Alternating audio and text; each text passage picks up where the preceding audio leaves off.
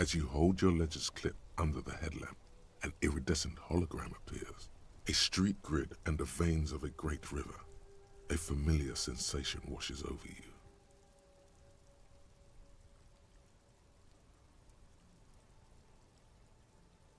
There she is, Revachol West.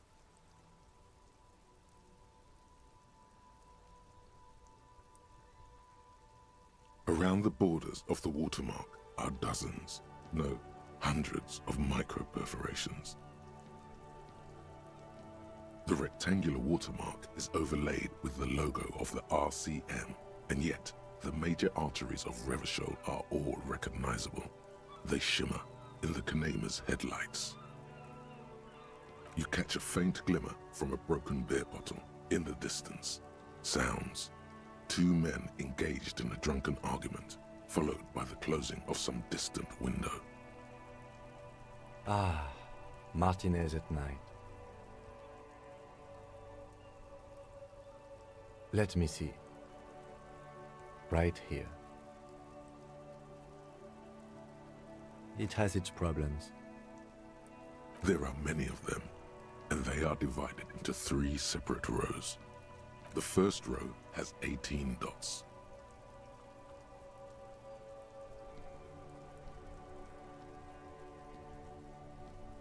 Not bad for what? You don't even know what it means yet. The next is the longest. It runs all the way around the border, and then some. You count 216 perforations. Considering that nice, large number, a wave of pride washes over you, though you can't say why, precisely. The last row has 3 perforations. That's it.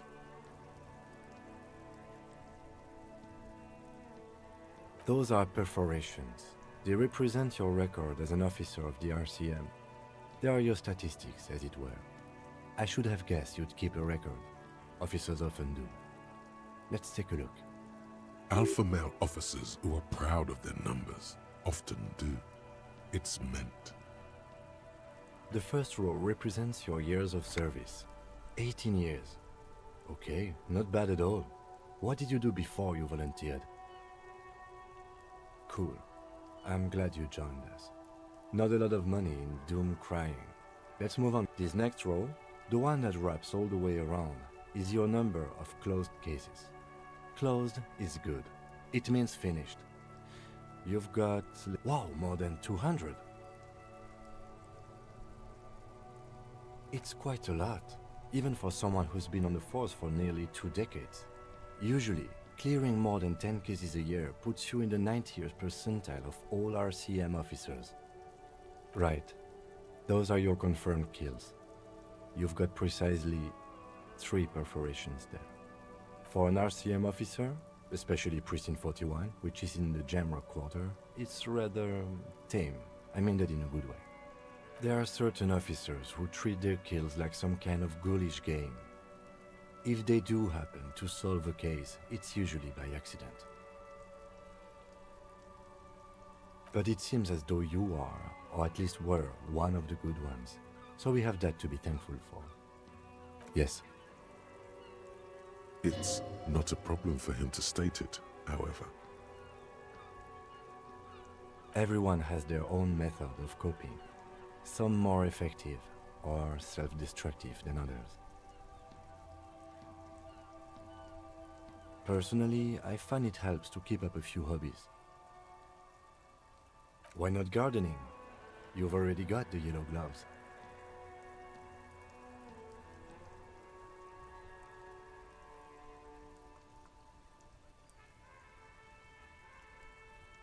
It's meant in earnest. Please don't mistake it for a jab. The lieutenant nods. Right. I'll go turn off the lights.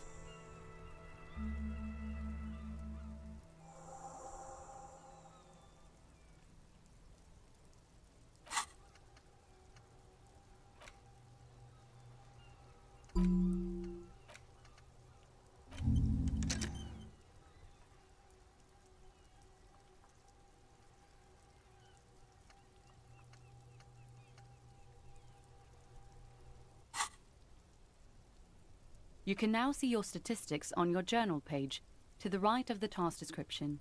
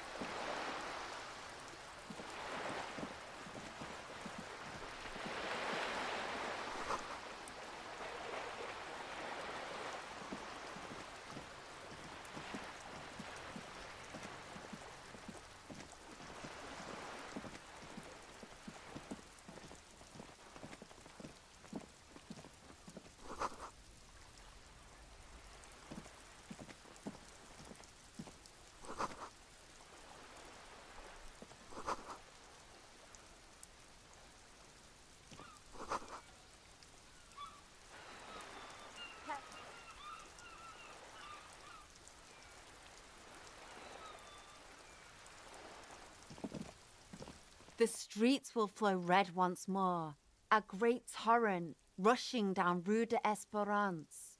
You wait and see. The streets will not flow red with anything. Who are you? I'm Cindy the fucking Skull. What else do you want to know? Date of birth, blood type, the last time I was tested for Hep C.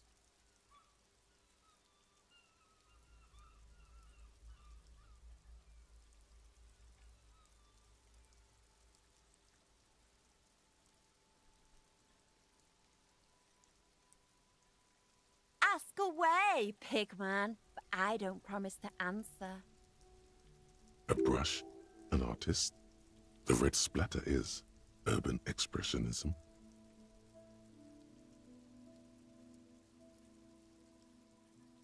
The lieutenant furrows his brow at another one of your eccentricisms. Hatred, disgust. It's difficult to tell which of the two is more present in her girlish features. The woman on the boat does not notice her staring. That Ozon whore. Someone's got to keep an eye on her. Ozon is an archipelago 2 days' travel away from Rivershore. Its moneyed residents, used to posh restaurants and upscale boutiques, rarely have reason to visit Martinez. Probably the Wild Pines rep. We should talk to her. She's a professional negotiator, though. I have the feeling she will be very cooperative while telling us nothing. You should take the lead. Ask her unexpected questions, you know? Do your thing. Don't be afraid to get a bit wacky. Throwing her off is our best bet. Good idea, piggies. Run along now. Fuck her shit up good. Impound that boat while you're at it. I'd like to watch her swim back to Ozon. I ain't no snitch, pigstein. Go forth and forage in someone else's shit. No shortage of squealers in these parts. Actually, there is a shortage of people who talk to us in a normal, calm, informative manner. We weren't put on this earth to make your life pleasant, fucko. Can't you tell? I'm painting a beautiful mural, an aereo graffitio visible from low orbit. I haven't really started it yet. I'm waiting for the right words. Have you ever tried your hand at graffitio? When faced with a blank wall, most people write unimaginative stuff, like pigs go home and Mona was here. We rarely see pigs round here, though. Just union cads. And my name's not Mona, so... She wants it to be something true and total. This place is severely lacking in havoc. Not even the occasional trash can fire to break up the tedium. I thought I'd mix it up, you know, summon the forces of crime and social chaos with a world-sized invitation. Yeah?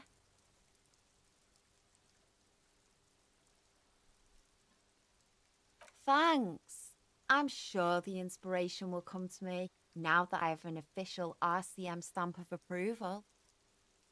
She means the opposite. You've lessened her desire to deface the building. Watch your back, Ungulate. You've got eyes on you.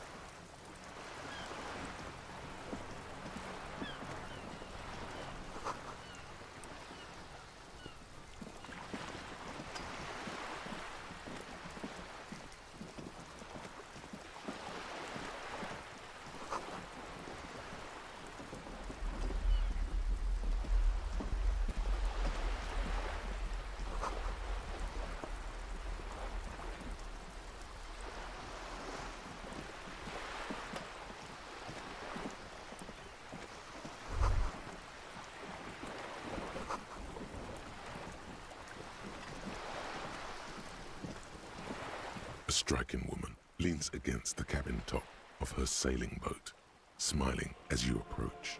Her green raincoat glistens with droplets. A silk scarf is tied around her throat. Good evening, officers. I'm Joyce. Joyce L. Messier. I represent the board of Wild Pines, the owners of the harbour. You gentlemen must be from the RCM.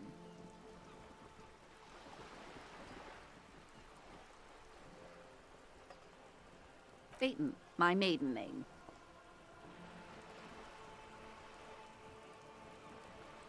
Nothing, honestly. I've said it to every drunk in town, and you're the first one who's responded. What is implied here? That you're a drunk? She hasn't actually said it to every drunk in town. It was spoken in jest.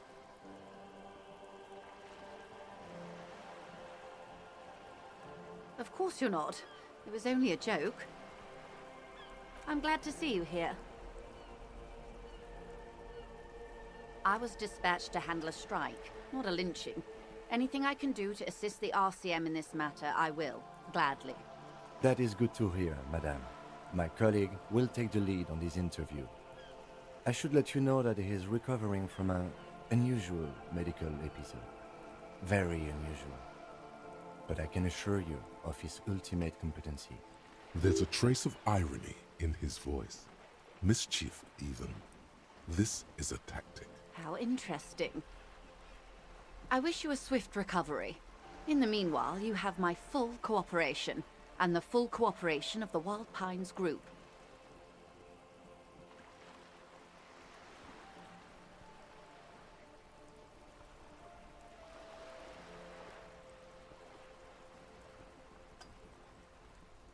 What we do. I'm afraid I don't speak for Wild Pines as a whole.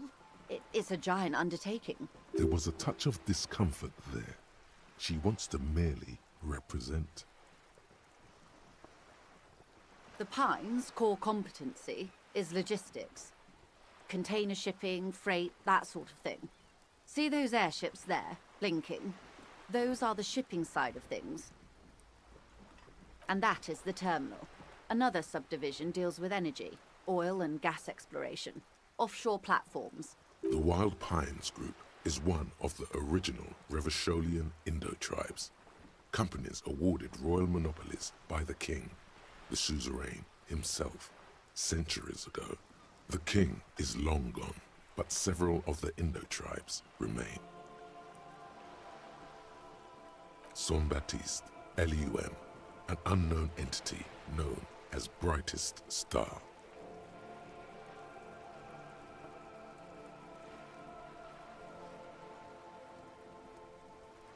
Why, thank you. She nods. Everything. Right up to, but not including, trade secrets.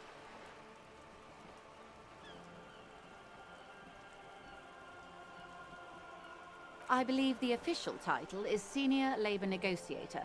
In practice, I'm a grocery clerk. I relay the union's demands to Wild Pines and return with Wild Pines' counteroffer. And how are the talks going? They're not.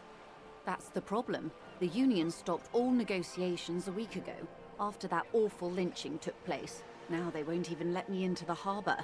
There's a 2-meter-20 racist behemoth blocking the gates.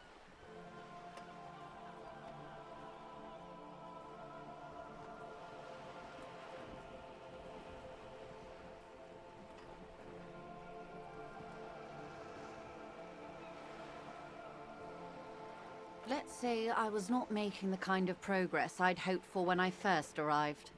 And when did you first arrive? I arrived 3 weeks ago. Yes, in the middle of February. The bay was still partially frozen then. I prefer to do these things on site, like the RCM. But the strike began in December. I wasn't the original negotiator here. I took over after Mr. Gaumont hit a wall with Mr. Clare, the union boss. Mr. Clare refused to speak with Gaumont despite concessions he'd granted the union in prior negotiations. This isn't the first time the union has gone on strike. Heavens no. There have been 2 prior strikes. Both times the union won significant concessions, including overtime pay and a medical plan. This time their demands are more, I guess you could say, aggressive. Ludicrous even. It's meant.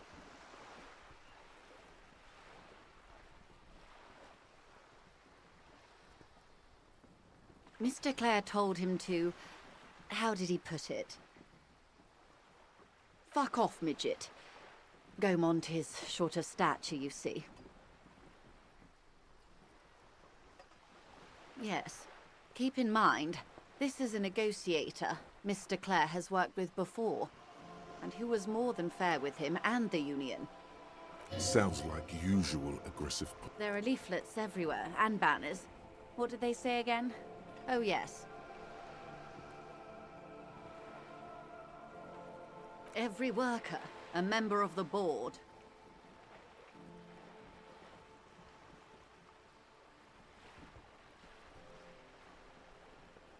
In its defense, another said, demand democracy. Pretty tame stuff compared to every worker, a member of the board. Fortunately, they explained it. Every time the Wild Pines group makes a decision about anything, it needs the signature of each of the 2,200 workers in its Martinez terminal. Just so you understand, this is but one of 22 terminals owned by Wild Pines. Essentially, not only are they kings of the company, they are also kings of the 72,000 employees of Wild Pines Group.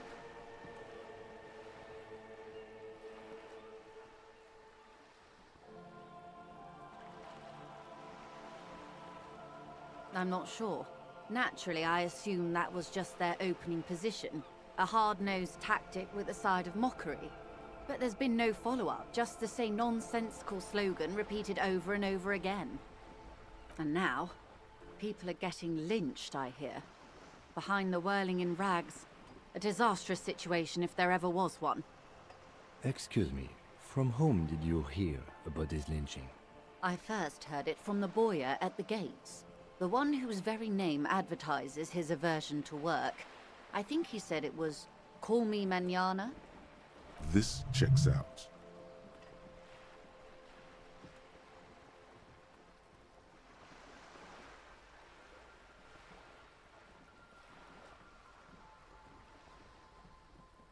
Everard Clare is a man of the utmost integrity.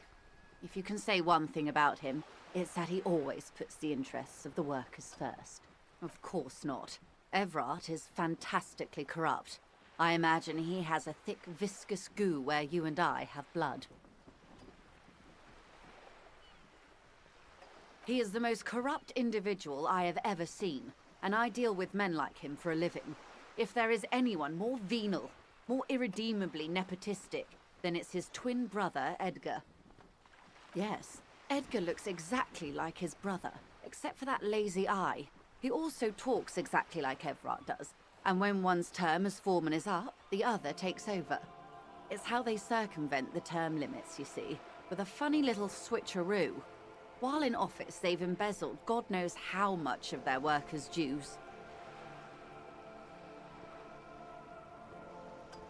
The Débardeurs Union was once a perfectly normal institution. 20 years ago, anyway. It must not have been easy to establish under the Emergency Act, but they did it. I can respect that. Organized labor at its best, as they say. Then something happened in the local chapter elections. The brothers Clare came and transformed it into a... how do you say? A mob. The Débardeurs are a crime syndicate. Sad as it may be, we are forced to cooperate with them. Refreshingly honest, officer. The company has tried appeasing in the past, but I'm afraid our concessions have only emboldened Everard and his brother. And your opinion, detective, if I may ask? I'm a curious and talkative person, you see. Would you say the Débardeurs Union is...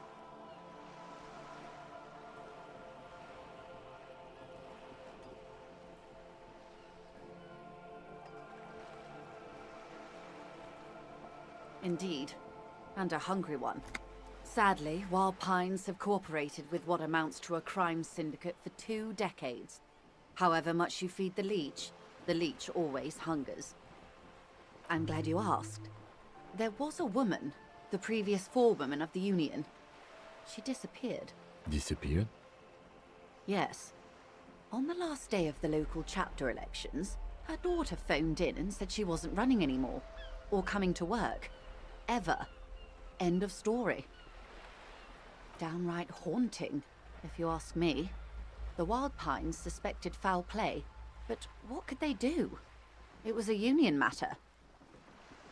The point of the presentation is, these kinds of things happen around the Clares. Watch out when you're dealing with him. Thank you for your concern, ma'am. We'll be just fine.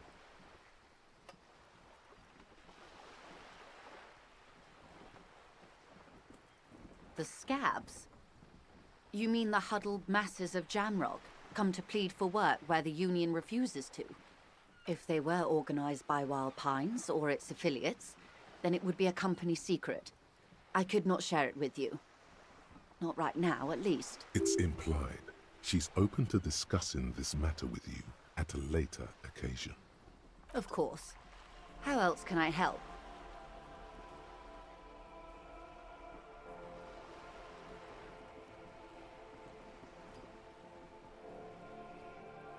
Quite a few things, I'm afraid. The information I'm to share with you includes sensitive trade secrets. For the sake of my employer, I have to ask for your names and badge numbers. Of course, ma'am. We should have introduced ourselves. I am Lieutenant Kitsuragi, from Precinct 57. And this is my colleague from Precinct 41, Detective Dubois. I'm afraid Harry doesn't have his badge at the moment. I hope mine will suffice. Oh, and what happened to yours, Detective? Awkwardness washes over the conversation. The woman doesn't like this turn of events. I see. So, are you saying you lost your badge during the course of this episode?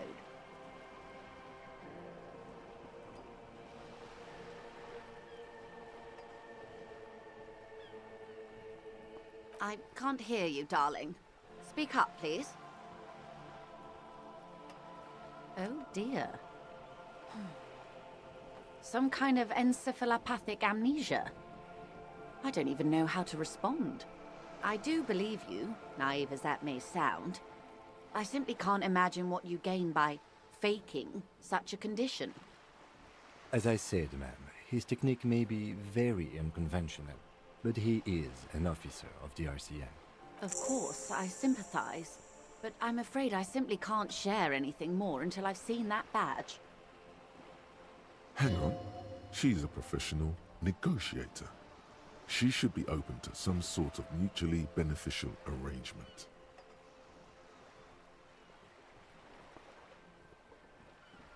I mean, favors for favors. A dirty alliance of some sort. Of course. But before we do, officers, let me be perfectly clear. The situation is extremely volatile. The sooner we can speak about this lynching business, the better for all of us.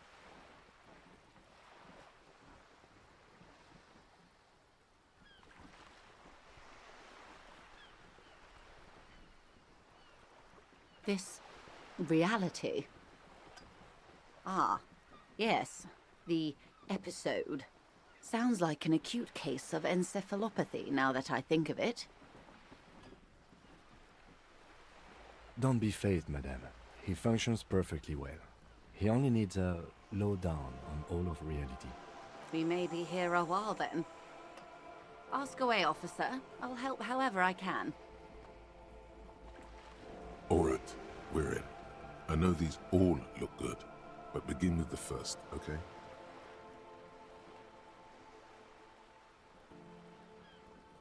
We're in Martinez, baby.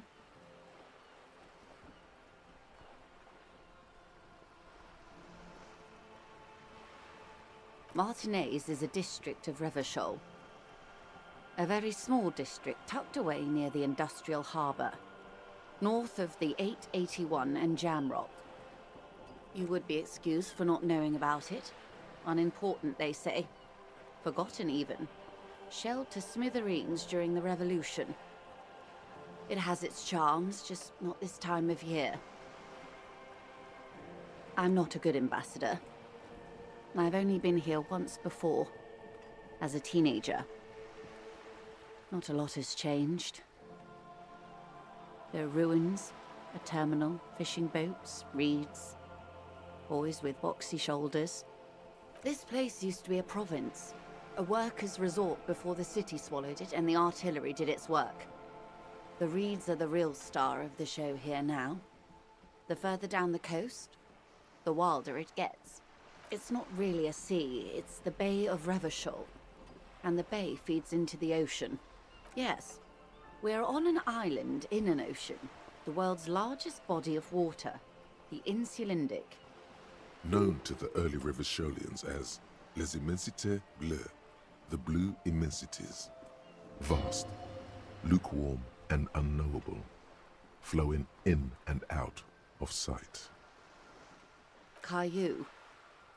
Imagine a pebble. A smoothed-over pebble amidst a great blue sea, misshapen, cracked. The cracks are the River Esperance. We're in the delta of this river, on the 6th branch, the Martinez distributary.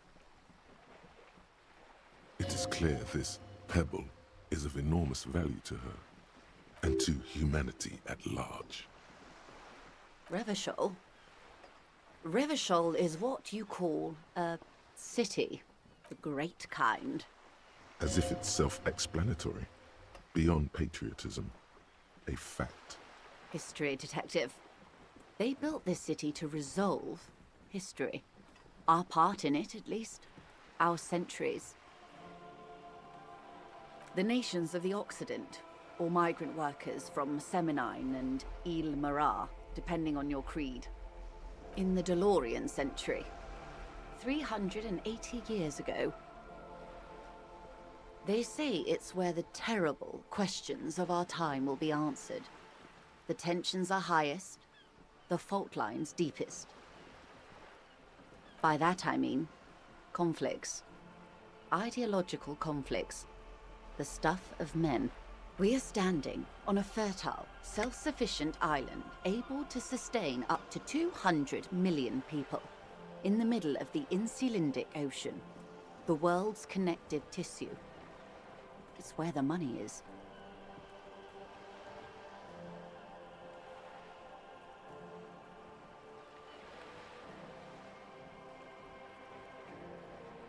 Speak for yourself, officer. I'm well known in certain parts. As to the place, you're right. We are 22 kilometers from the center of the world. That soldering iron is the bank of the world building. The bottom floors are Insiacom, coalition government, Insulindian Mission Command. Silence. She lowers her hand. The water, the light. It's as though you're seeing it for the first time. There is no recognition, only the immensity of the sea and the cold radiating from it.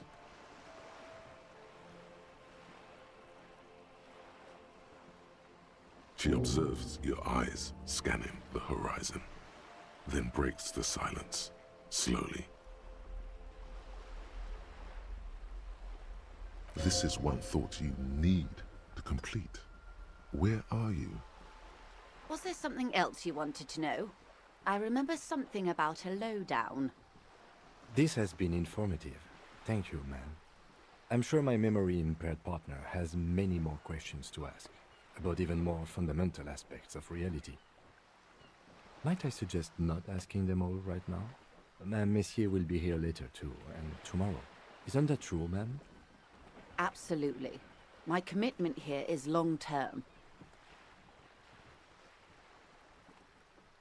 It's better not to eat all your candy at once. Indeed. I'm always at your service.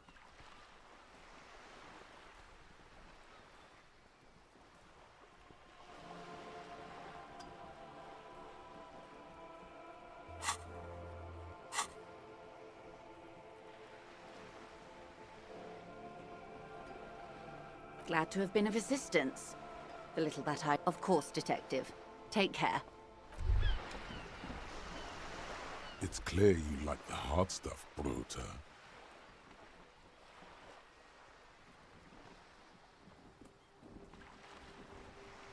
Evening falls. The time has come to take the vow. The vows are blood and flesh. Lower intestine? The term is metabolic and circulatory system. Fascism, Brota. You're going to keep your vooz, right? Keep your vooz, Brota.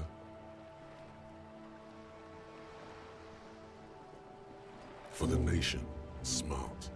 Best not to mention the woman issue too often. People are not ready. Of course you are, Bruta. Of course.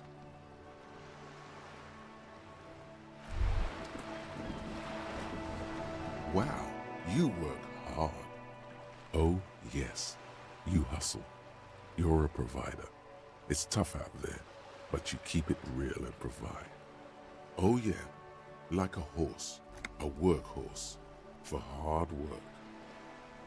Look at yourself. You're a human pedometer. You must have walked 200,000 steps down cracked asphalt, mosaic, sand, and linoleum after you re-emerged. That is the sign of a hustler who never gives up. The world is harsh and people are evil. You didn't make it that way, and you won't let it break you. You ride. That's just what it's like. Life and death. But you got gills on your side, baby. Got those black papers with the faces of the innocents on them. You bring in the Franco Negros and the Solas. It ain't easy, but you do it. Day in and day out. You didn't make the rules, but you won't lose. You're a cop, and a sprinter, and a money printer. Wasn't easy getting that giant novelty check from Everard. Took some ingenuity to get into the harbor, but you got in, and you took that bribe as hard as any cop's taken it. Sure.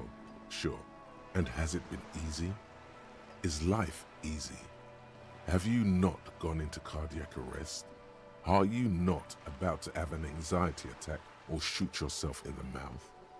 But you still hustle 24/7, ride or die. Are you rich? That's right. You work harder than anyone. You almost rode yourself to the grave and you're still practically a hobo. Why is that? Boo-hoo. The system is broken. The establishment is keeping me down. That's not the fuck yeah attitude you're used to. What is this? Why are you so poor?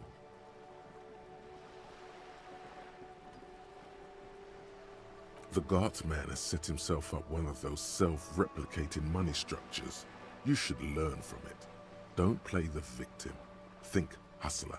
Think with your head. Look, the immigrants are cool. The immigrants play cool music. Everyone likes them, especially the women. Don't hate on the immigrants. They've got nothing to do with you living under a boat. That's right, 100%. Fucking G-Man's got his jam-covered sticky fingers in your pocket, stealing from you every time you buy, sell, walk, talk, fart, so much as sneeze. Aren't taxes almost non-existent in the Gotham estate that is Revachol?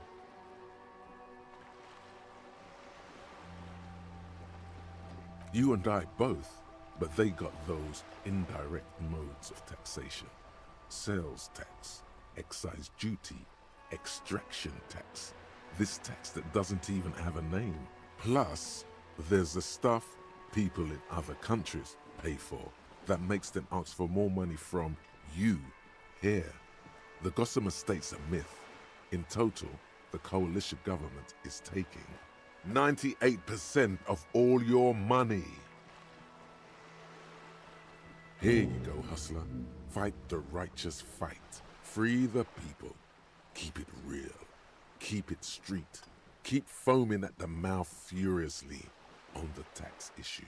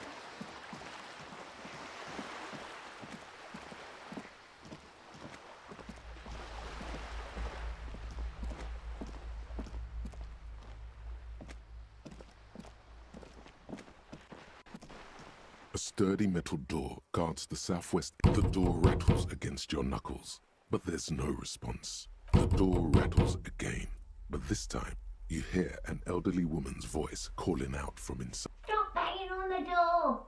I'm not letting any more strangers inside. Doesn't matter who I am.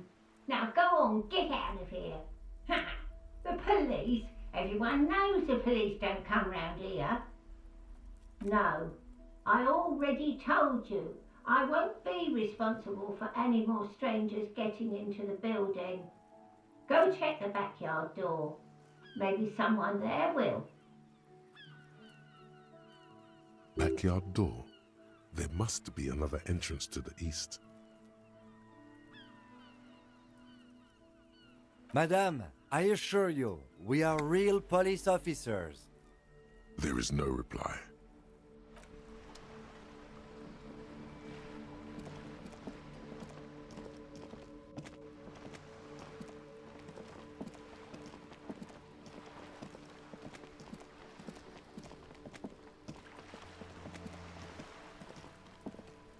This is a wall on the side of an apartment.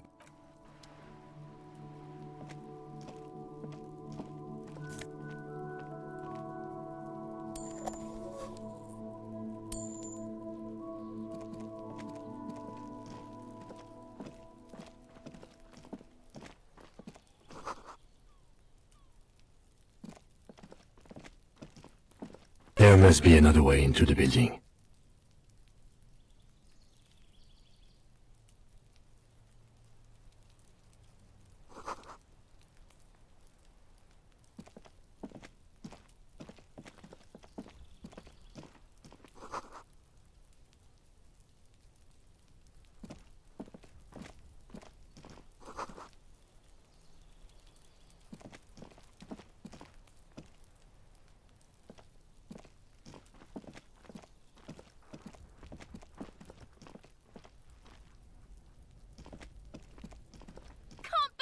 You didn't take the shot. Fucking coward.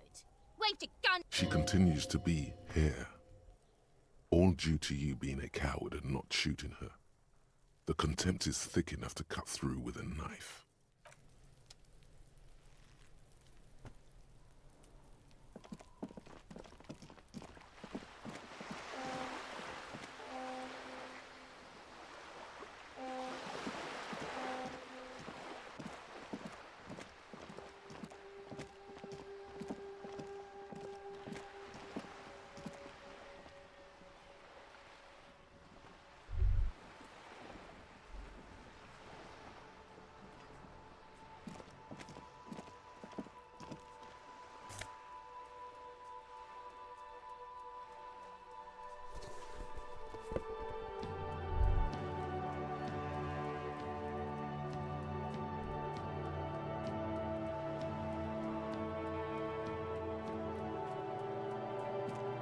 Hello again, officers. Have you come to admire my mural?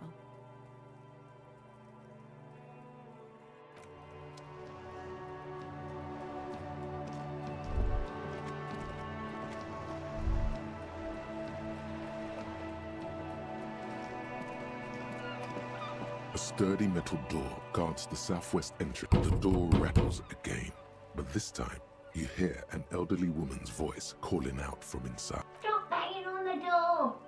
I'm not letting any more strangers inside. Ha! The police? Everyone knows the police don't come round here. No, I already told you. I won't be responsible for any more strangers getting into the building. Go check the backyard door. Maybe someone there will. Backyard door. There must be another entrance to the east.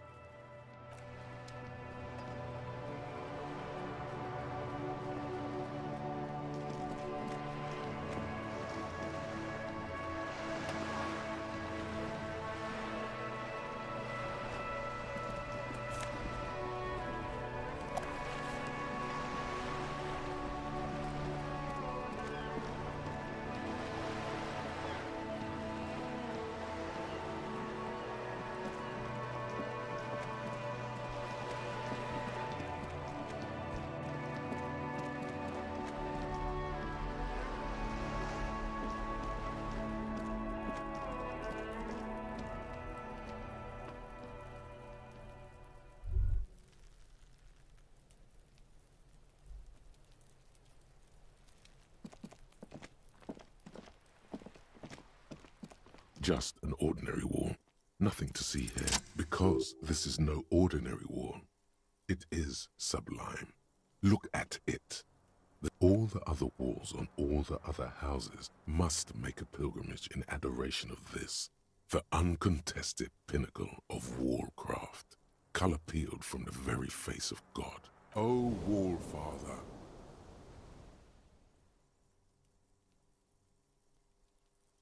Huh? He sounds tired of it all. Sure. I suppose we have to pass by it again at some point anyway.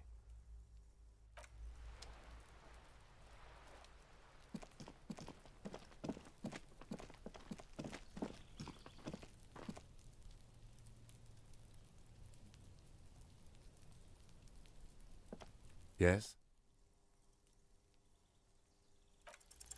Look at you. It's because you're a failure. They sent you to Slight, Precinct 57. Just think about it for a second. You're a raging alcoholic who showed up 3 days late and argues with his necktie. You weren't sent here to win. I've considered it. I don't think I can say one way or another. I do think I checked the records. This jurisdiction dispute, who polices Martinez, reaches back to the 30s. It's as old as my station. And all this time we can't decide who gets Martinez? I think, yes, both stations would prefer a win. I am the finest of nothing. Safe? No. But you're old. You've made it this far. Something has brought you through. We've only just started working together, so I don't know what it is yet. But it's there. So no, I don't think they sent you as a joke. And even if they did, they are in for a surprise.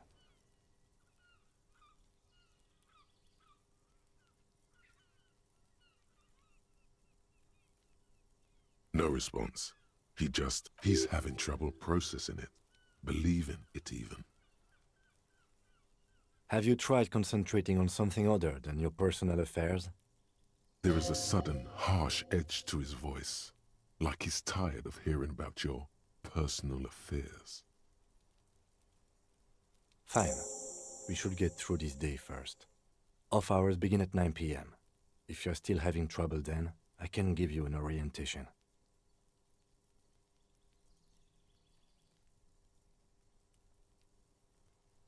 Try work, the case at hand. It can work miracles. Not a fan. It's just the nature of lieutenancy. The RCM deploys a self-styled structure called the Decomptage as its chain of command. Every lieutenant is responsible for 2 sergeants and 8 officers. That means the average lieutenant has to deal with quite a few personal affairs. Even you know this. Really? You look fine to me. This psychodrama is unbecoming of an officer. Then you should consider seeking medical attention. You can use the radio in my kinema to call your station's Lazareth. Was there anything else you wanted?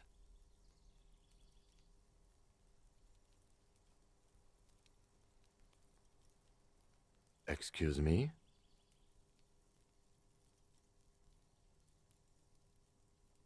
You have a distinctive way of walking. If I were to walk in front of you, we would surely collide. I hope you don't take this the wrong way. It's just a collegial observation. In the 57th, we call it the Jamrock Shuffle. Officers from Jamrock's 41st Precinct tend to move a bit erratically.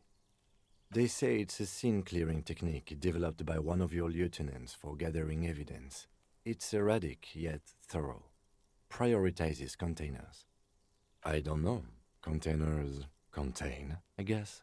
I'm making assumptions. We should move on. Passing along frivolous interdepartmental stereotypes is not usually his oeuvre. He regrets bringing it up.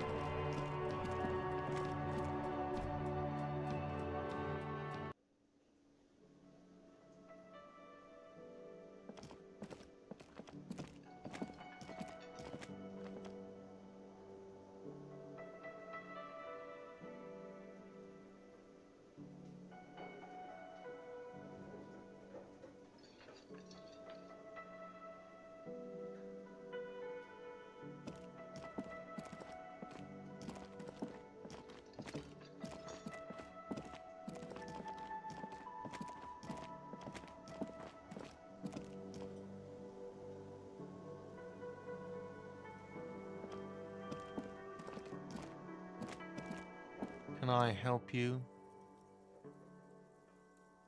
Yes, have you got it?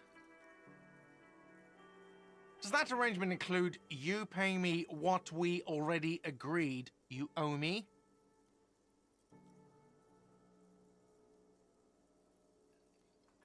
As a police officer, you must understand that I cannot take you at your word without evidence.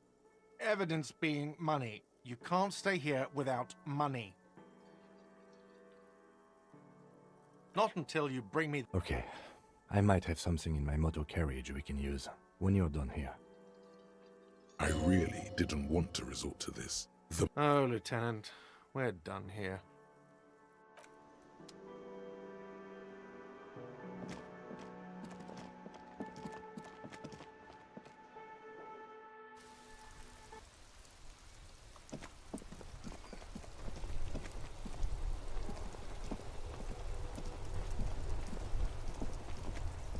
Inside, you see a set of steering levers, a radio microphone, a pull-out toolbox, and the soft glow of the fuel preheater gauge. As you tap on the gauge, the indicator pin jerks as if startled. It's in the large orange sector, indicating the engine is warm. Next to the gauge is a red switch labeled heat. Now, that's enough fun with the foldable headlights. I know they are mesmerizing. They're also fragile. I'm not going to turn it on for you again.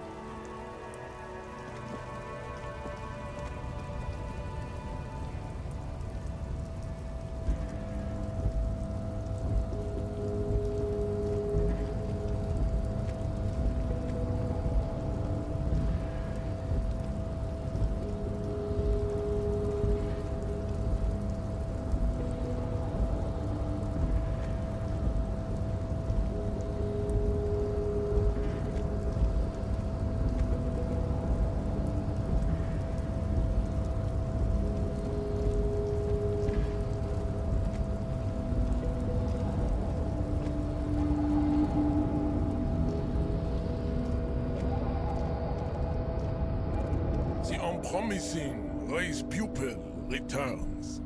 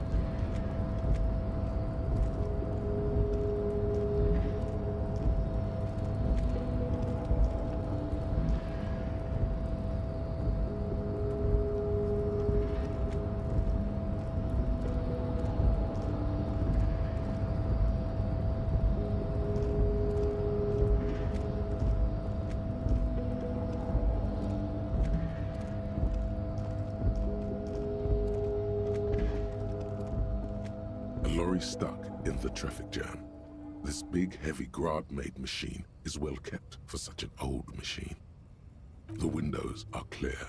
They've been recently washed. You can see a lorryman's cabin with personal belongings, stickers, insignia. The driver has adorned his space with a substantial collection of peculiar paraphernalia. Proclamations about honor, strength, and purity are glued to various panels. The back end of the cabin has a small perch to sleep, large ashtrays. There are several suns and wheels sewn into the curtains. A book with ragged edges catches your notice. The front cover features a large, muscular man. The title reads, Man from Eamdal in the Lost City of the Pygmies. Racist nationalist paraphernalia. Not unusual in this part of town. This is likely, yes. This guy's proud of who he is. Drapes it all over his machine.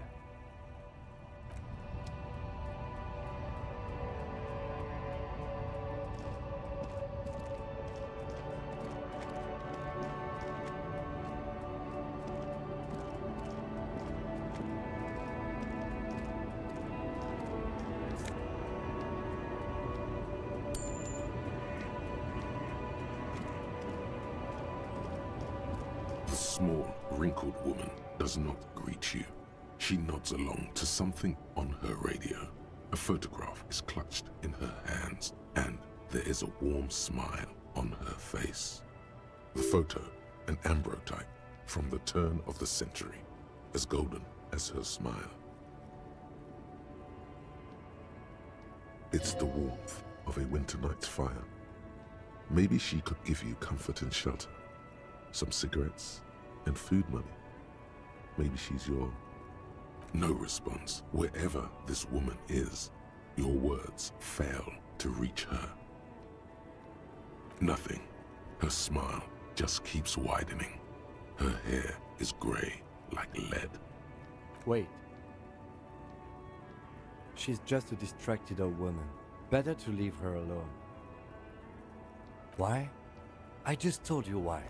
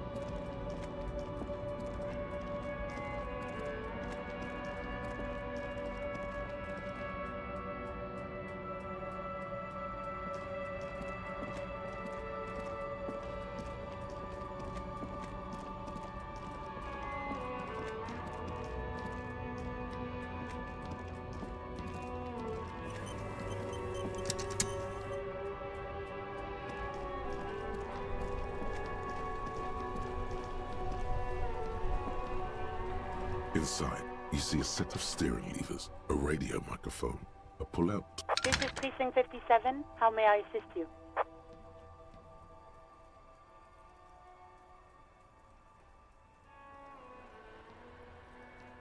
It will take just a moment, officer. Her voices fade out into the familiar radio static.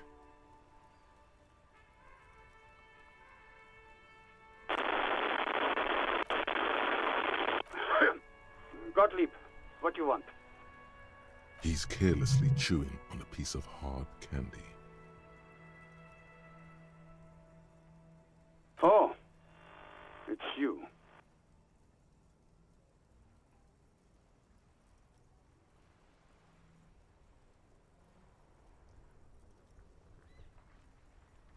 What?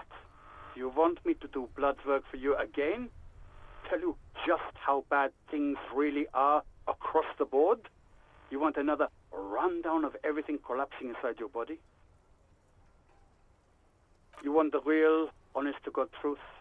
Stop drinking, eat magnesium and vitamin D. Our station is not a retirement home. We don't have the funds to deal with rock stars past their prime. And no, I don't want to hear a political commentary on the topic. In fact, I got work to do. Some idiot has glued his eyelids shut with cyanoacrylate. It looks like Mactorson. It's not fucking cryoacrylate. It's super glue, Doc. Cyanoacrylate is superglue. And you survived it. Congratulations. Are you mobile? Even better. Anything else? I wouldn't worry about that. Officers your age have coronary trouble all the time. Also, death is a natural part of life. Accept it. The body is an object, and objects break down. With all the damage you've been dealing yourself with drugs and alcohol, I'm not surprised. There is no surprise in his voice, only careless superiority. What else? I'm not a brain doctor. Look on the bright side. You've got a whole new life now. Use it wisely. It's hard to say if he doesn't believe you, or doesn't care. Look, pal, getting pumped and dumped is not a disease. People live through it all the time. You should be happy for her. You must have me confused for a close personal friend. I am not. I am a medical professional with a constant idiot emergency on my hands. One needs tending to right now, he thinks, looking around the room. God, these apes. Yes, there's no end to the misfortunes fate has seen fit to rain upon me.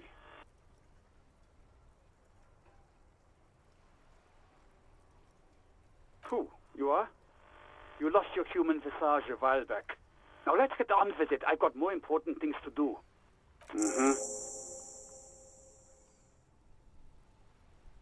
Anything else I can help you with, officer?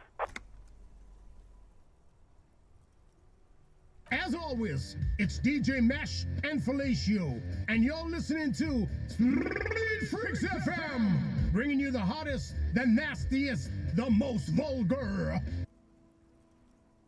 Right away, the lieutenant reaches into the cabin and turns off the radio. He's not looking at you. Someone must have been messing with the radio, or maybe picked up a random frequency. You wanted a prime line, right? He's still avoiding your gaze, and his ears glow red.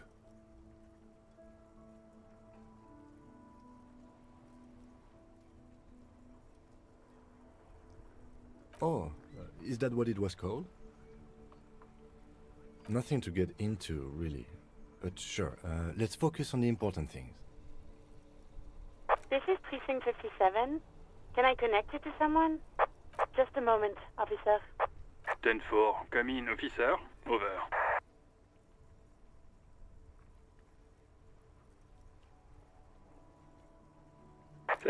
I hear you. I don't have the authority to grant your request, but...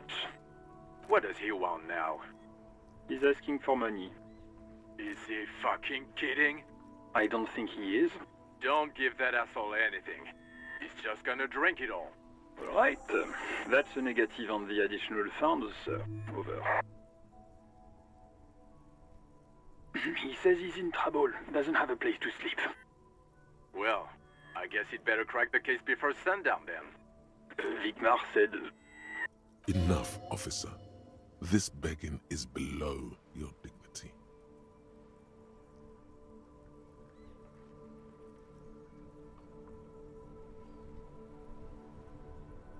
He says it's important to the case. He isn't getting a red cent. You can tell him that. Request denied, sir. Over. Anything else, sir? Over.